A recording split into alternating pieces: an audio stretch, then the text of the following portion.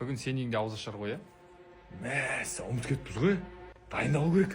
Не тамақ істесем болады, тез пісетін не бар? Кәдімгі сүттен басқа, жұмыртқадан басқа ештеңе жоқ.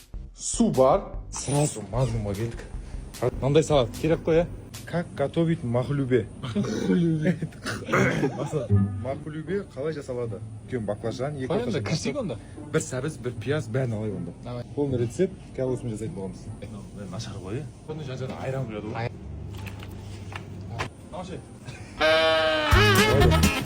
Шиқа тамақ қой, өзің барсың ғой. Чак-чак жеп көреді, неге? Неге? Чак-чак күшті ғой. 2,5 литрлік. Кім ішкен мынандай ма? Бөлек қой.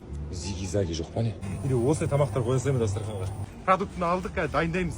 Махлюбе қолдан қалай болады екен көреміз. Қалай істеу керек? Жазыңдар. Біз салып отырамыз қазір. Оржан қабыл болсын. Саған неғылған арман жоқ қой деп ойлап жатырмын да. Әдейі видео түсіріп көтерсейді. Видео түсіріп келатыр. My name is Melinda. Melinda? My name is Tina. Dina? Tina.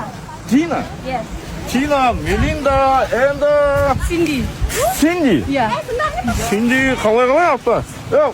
Fishing. Fishing. No.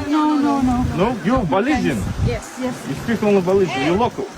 Yes. You live here. Yes. Okay. No English? No. Speak English. No spreken English.